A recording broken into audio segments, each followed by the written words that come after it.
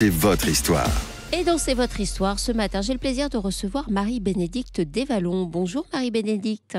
Bonjour Natacha. Vous êtes avocate au barreau de Paris et vous êtes à l'initiative et responsable depuis 4 ans de la commission ouverte droits animaux, créée sous l'égide du barreau qui organise des conférences ouvertes au public sur la question du droit et des animaux. Et vous êtes aussi co-auteur, et c'est pour cela qu'on vous reçoit aujourd'hui, d'un ouvrage intitulé Chiens de travail. Alors, vous vous êtes intéressé de près aux chiens de travail qui, dans l'ombre, veillent sur nous. On se souvient tous de Diesel, qui a payé de sa vie son implication dans la lutte antiterroriste.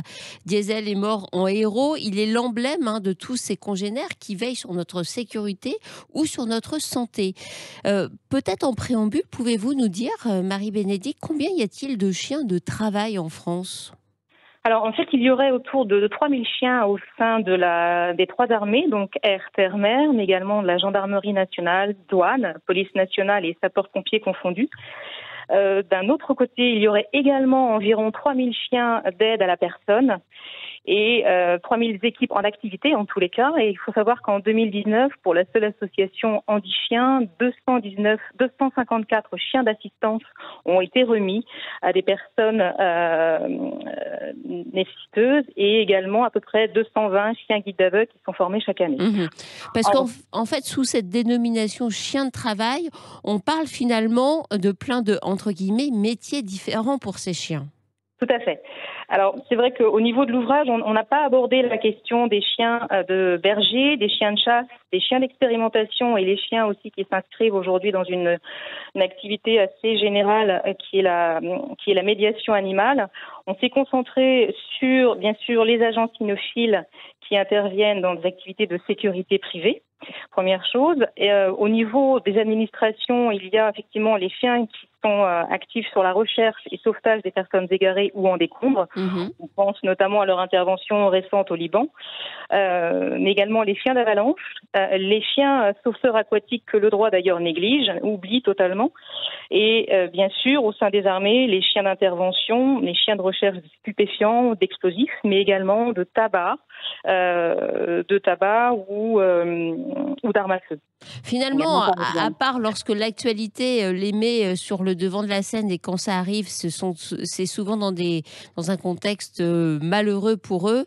Ces chiens sont méconnus du grand public. On sait qu'ils sont là, mais on les voit pas trop, alors qu'ils sont extrêmement présents dans notre quotidien sur plein de sujets. Oui, alors parce que c'est vrai qu'à côté donc de ces chiens dans les équipes cytotechniques des administrations, il ne faut pas oublier ceux qu'on voit plus souvent, ce sont les chiens guides d'aveugles et les chiens d'assistance qui pour la personne à mobilité réduite.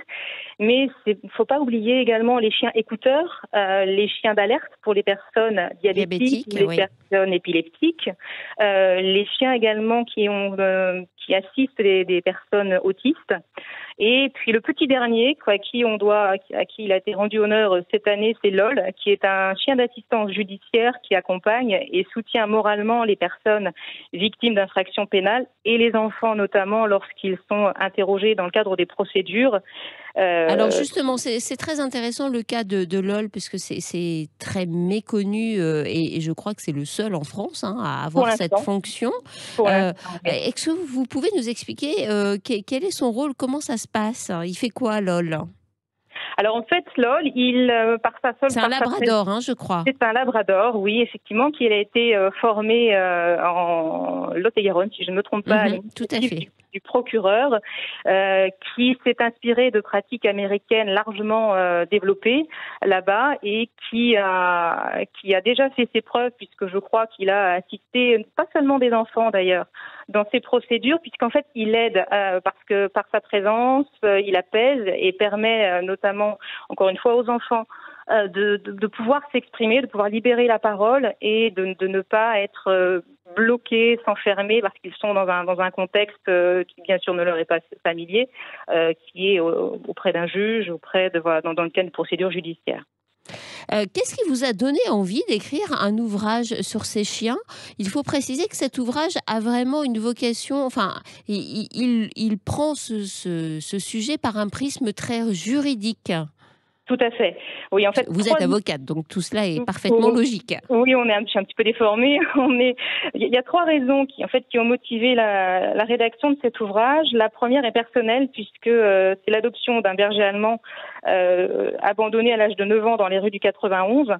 J'ai dû avoir recours à un éducateur pour comprendre les C'était réactions. un ancien chien de sécurité, je crois. Voilà, qui s'est révélé, en fait, l'éducateur a identifié effectivement qu'au regard de son comportement, c'était un ancien chien de sécurité et qui donc est parti à 13 ans. Après son départ, je suis allée dans les refuges et j'ai pu constater qu'il y avait malheureusement beaucoup de Malinois, parce que c'est vrai que Diesel après la mort de Diesel, ça a suscité beaucoup d'engouement pour les Malinois, qui sont des chiens extrêmement intelligents, mais qui ne sont pas à mettre dans les mains de n'importe qui. Et malheureusement, que ce soit des Malinois ou parfois des chiens de sécurité, ils sont souvent présentés comme non adoptables par les refuges du fait de leur comportement une certaine agressivité ou est traumatisé. En tout cas, ils ne peuvent pas être mis dans des mains de néophytes pour la plupart d'entre eux, oui. Pas du tout. Et c'est vrai que si les médias relaient beaucoup les cas trop nombreux, c'est vrai, de chiens de vigile qui sont maltraités, sinon torturés, on ne doit pas stigmatiser la profession. Et puis surtout, la maltraitance est moins visible dans d'autres activités, mais elle existe, aussi bien dans le secteur public que par des personnes assistées par ces chiens. Donc, et donc, vous, en fait, avec cet ouvrage, vous vouliez apporter une réponse juridique à ces chiens pour dire, OK, ils sont extrêmement utiles, ils nous accompagnent dans notre quotidien, ils font plein de choses pour nous, mais attention, on doit aussi les respecter parce que, ils sont aussi dans un cadre juridique qui leur permet ce respect, au-delà d'un respect naturel qu'on leur doit, bien sûr. Tout à fait, parce que c'est vrai qu'une des deuxièmes raisons qui avait motivé la rédaction de cet ouvrage, c'est vrai qu'on se souvient d'avoir vu ces chiens sur les Champs-Élysées au moment des émeutes perpétuées lorsqu'il y a eu les Gilets jaunes, le mouvement des Gilets jaunes. On s'est interrogé sur leur présence. Il y avait d'ailleurs des chevaux également. Oui. Et puis surtout, il y a beaucoup d'émissions qui sont consacrées à ces chiens très valeureux, mais qui malheureusement n'abordent jamais la question de la bientraitance et de leurs conditions de vie hors travail, sachant que pour beaucoup de ces chiens, c'est un travail H24. Où peut-on trouver votre ouvrage pour ceux qui s'intéressent justement à ce prisme du droit de ces animaux à qui on doit beaucoup?